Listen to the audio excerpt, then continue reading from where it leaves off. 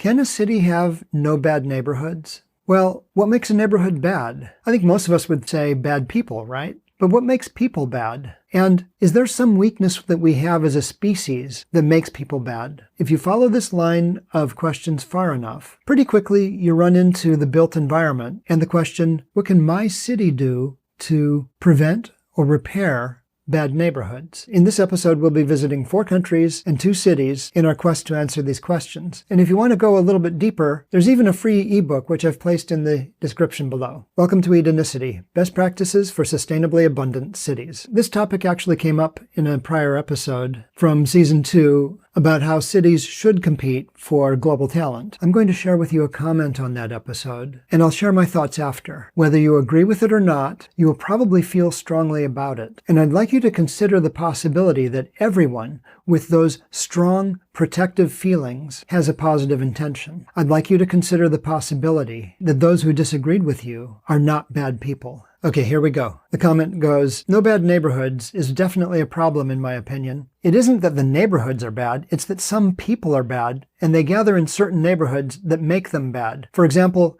most of Sweden's gun violence is from migrants. A lot of violent crime in the EU isn't from what I'd call native Europeans, and so on. All right, I dug into this a little bit and found a few articles about what's going on in Sweden. And the problem really does seem to be getting pretty intense by European standards. According to this article, gun violence has doubled since 2013 to about 4 deaths per million people. Now, just to put that in perspective, in the US, the figure is 150 gun deaths per million people. Now, as you can imagine, politicians the world over, including Sweden, have been very quick to blame the problem on migrants. And X has been just inundated with violent images from Sweden and other European countries that are grappling with immigration right now. Now, when I dug around a bit, I found that even the police in Sweden have pointed out that the violence is happening in the utsatta, or the stressed areas, that have long histories of unemployment, low wages, and up to 3 generations of immigrants. If utsatta are bad neighborhoods, then the next logical question is, well, what makes a bad neighborhood? Usually a bad neighborhood, and I've lived in a few, is a place where there's a lot of blight, which is damaged buildings and infrastructure, plus a lack of greenery, a lack of services such as transportation, medical care, groceries, and recreation areas, places with really high crime and unemployment. In some cases, these can happen by quirks of history or accident, but in far too many cases, these places exist on purpose. For example, in the United States, there's this process called redlining that I think has become a little bit better known now. I certainly didn't learn about it in high school. Redlined neighborhoods are areas that were declared high lending risk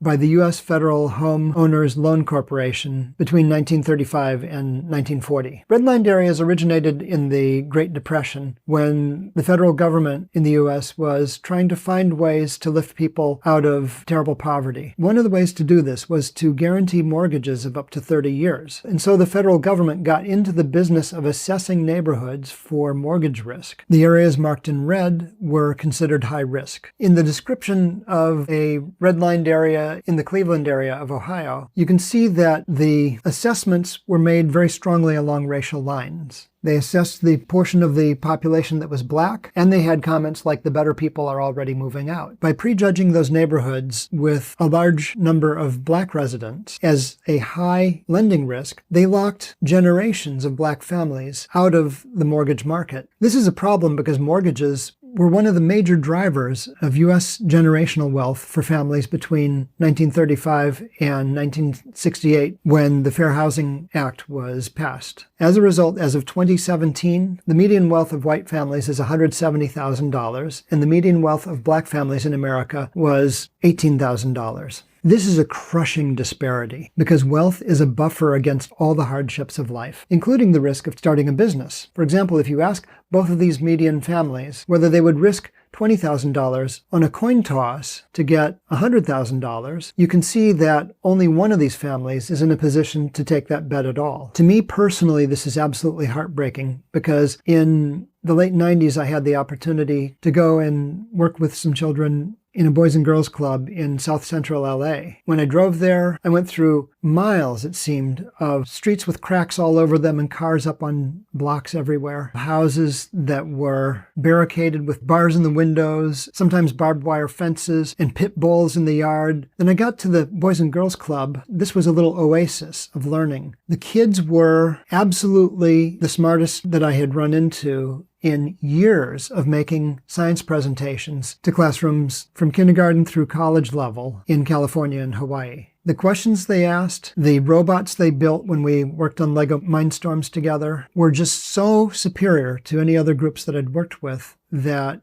it blew my mind. They were all from the neighborhood, and just having this opportunity woke up this hope in them that led to incredible achievement. And I just think how many great achievers never got a chance due to the economic system of redlining. But redlining didn't just economically damage Black families. It also involved literally walling off Black neighborhoods so that adjacent neighborhoods could qualify for loans in places like Detroit. And in places like Columbus and many other cities throughout the country, redlined neighborhoods were later sliced up by highways. So one end of the neighborhood was separated from the other, and so that the neighborhood itself was separated from grocery stores, employment, hospitals, and other amenities. The cruelty of this racist system that is hidden in the built environment just boggles the mind, which brings us to our greatest weakness as a species. Where does this come from? Robin Dunbar, a professor at Oxford University, has suggested that our brains only have the ability to get really familiar with up to maybe 150 people. You can only really feel a close sense of kinship to 150 people. Now, this might be a matter of our brains, or it might be just a matter of there not being enough hours in a day to spend enough time with more than that number of people to get to know them really well. Whatever the cause, Peter Turchin, who's also at Oxford University, but previously at the University of Connecticut, has looked into archaeological evidence and found that back when people lived in kinship groups of about this size, 150 or less, we had enormous intergroup violence. Somewhere between 10 and 60% of male lives were lost to violence between different groups. But over time, as kinship circles expanded through families and clans and villages to become towns and cities, we started to associate in ever bigger groups. Now, how is this possible? If we don't know somebody personally, how can we trust them? Well, as the groups got bigger and more hierarchical and more organized, we had to start relying on shortcuts to tell who was part of our in-group and therefore not an immediate danger to us. These shortcuts included things like skin tone, facial structure, hair, attire, language, and even customs. When societies could trust each other in really large groups, then they could accomplish great things together, and the amount of violence was drastically reduced. Except, of course, when cultures collide. Then we don't seem to have very many options. We tend to either exclude the others, dehumanize them, or try to erase them in some way, either through assimilation or genocide. Of course, it's not pretty. Now, the thing I want to make really clear at this point is that we are in the midst of this transition to a less violent society that can accomplish ever greater things. And as such, we are still all subject to this great weakness of our species. Every one of us knows someone who is open-minded and yet still has groups of people they don't like because of their manners, because of their words, because of their customs. It's just part of the human condition to have these biases and prejudices. These biases and prejudices play out in our fears of migrants. We have, of course, a visceral fear of outgroups harming us directly. So we naturally are predisposed to think that migrants are criminals. That's just part of our built-in thinking going back into antiquity. But of course, in the modern world, this becomes layered with additional nuances. We wonder if they're going to compete with us for our jobs. We know they don't share our values, so how can we trust them? And we're afraid that they're going to come in and take advantage of us through laziness and just mooching off of our good graces. Worse, it's just a fact of modern life that there will be a lot more migrations. One kind of middling estimate is that there will be 1.2 billion climate refugees by 2050. In addition to that, technology, especially AI, is shifting even more productivity from labor to capital. What this means for us is that cultures, ethnicities, and classes will collide and potentially come into conflict. What can we do about it? The main thing that has worked in the past is something that Martin Luther King Jr. wrote about in 1968. He wrote, "The ability to work together, to understand each other, will not be found ready-made. It must be created by the fact of contact." This is the unique opportunity for cities, because through the built environment, cities can bring people together and heal the harms to the natural environment that are causing so much disruption. For cities, the question is not just how do you grapple with this problem, but if possible, how can we turn this crisis into an opportunity? Here's the game plan for cities. First of all, we need to separate our feelings from facts, starting with crime. Are immigrants more violent? Well, recent articles in the Columbus Dispatch, Washington Post, New York Times, and NPR have cited many years of research by the Marshall Project, the Cato Institute, and the Bureau of Economic Research, among others, that suggest that immigrants don't commit more crime than native populations, and in many cases commit less. The weight of evidence in the United States, for example, is that 60% fewer documented immigrants commit crimes than earlier generations of U.S. citizens, and that 37% fewer of undocumented immigrants commit crimes in the U.S. than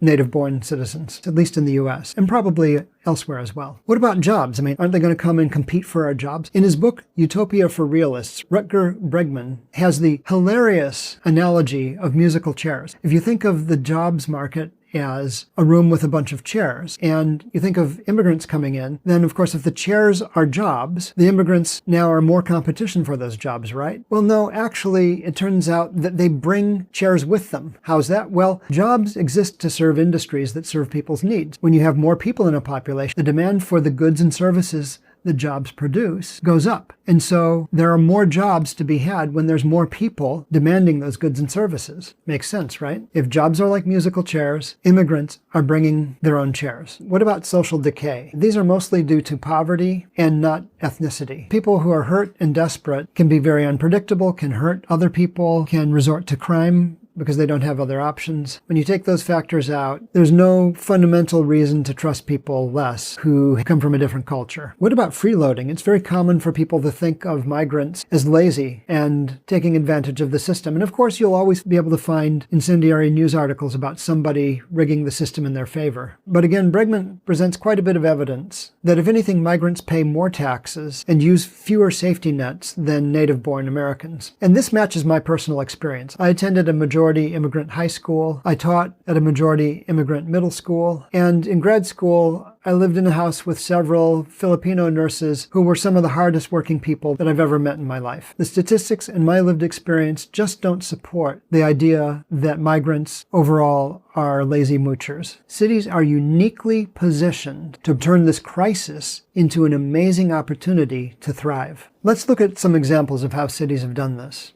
Just to recap a little bit from last episode, Singapore went from rags to riches in the last quarter of the 20th century through a housing policy that was inclusive and multicultural. In 1975, 75% of the population lived in squatter camps. There were fires, there were race riots. They were 6 times poorer than U.S. citizens at the time. By 1965, when Singapore got its independence, the new government launched a housing for all policy, and they meant business. They immediately started building large numbers of public apartment buildings. By 1985, they were resettling entire villages together to maintain some social cohesion. And by 1989, they instituted an ethnic integration policy. And yes, that's exactly what it sounds like, housing quotas. Here's what that housing policy looked like on the ground. There are 3 major ethnicities that are recognized by the Housing Development Board in Singapore: Malay, Chinese, and Indian or other. And when you add up the quotas in each column for the neighborhoods and the blocks, you'll find that they add up to quite a bit more than 100%. This allows a little bit of wiggle room in the system. The way this works is that if you're a buyer, as long as your purchase doesn't put your neighborhood over one of the quotas, you can complete the purchase. The HDB also has income ceilings, which work out to about $5,000 a month for a single person and up to $12,000 a month for a household. The idea behind the ethnic integration policy was to make sure that there were no ethnic enclaves that could antagonize one another. Instead, people would live in close proximity to the other ethnicities. Their children would attend the same schools, they would grow up together, and just through the fact of contact in Martin Luther King Jr.'s words, they would overcome the greatest weakness of our species. How did it work out? Well, great, actually. By the year 2000, Singaporeans were as rich as Americans, and now they're 65% richer. 80% were living in public housing, while 90% overall were homeowners, which compares favorably to the 65% home ownership rate in the US. There is remarkably little strife, by all accounts, in modern Singapore, and although this policy is not exactly loved by people, it surely didn't hurt. Let's look at another city, Vienna, Austria, which, as mentioned in the last episode, is the world's most livable city. It wasn't always. In 1918, coming out of World War II, it was so squalid and crowded that people slept in shifts in windowless apartments. In 1923, the city government started building municipal housing. In 1984, they shifted to subsidizing developers to build social housing, then got back into municipal housing again in 2015 with the new smart housing program. As of 2021, when I wrote the book, 62% resided in social housing. Let's talk about how that social housing worked. First of all, it was integrated with all other elements of the city. It was built to work with the transit system, so you did not need to own a car. You'll find social housing in every postal code, so you cannot tell a person's income from their postal code. There's an income ceiling of 3,400 to 5,700 euros for different household sizes. And the units rent for about 600 euros for 100 square meters, which works out to about $650 for a 1,000 square foot apartment. And by the way, once you qualify for one of these apartments, there's about a 1.5 year waiting period. You can stay there even if your income rises above the ceiling. So in short, Vienna has created a city where there are no bad neighborhoods by subsidizing really high quality, high amenity social housing in all of the neighborhoods and connecting them up really well. Between Singapore and Vienna, I think we now know enough to come up with kind of a formula for cities to have no bad neighborhoods. They should start with quality public transit for everyone, follow that up with high amenity, high density, mixed use, mixed income, social housing in every neighborhood, whatever subsidies, whatever it takes to make that happen. And if they want to mitigate the migration and enormous environmental pressures that cities are facing, they should also consider an Edenicity plan, which adds to these elements an ecological design to restore climate, species, and local resilience. Now, as for how to do this, whether it's through an ownership plan like Singapore or a rental plan like Vienna, is up to each city. But here's a hot tip from both cities. In most cases, cities will need to start consolidating city departments into a sole agency that manages all the details of the planning, construction, and operation of all of the elements here throughout the city. And my book, Housing in 4 Cities, goes into a lot more detail. You can download it in the description below. Oh, and by the way, here's that video that I described earlier that sparked today's discussion. It provides a step-by-step checklist for cities to do everything that I talked about today and win the race for global talent. Take care, stay green, see you next time.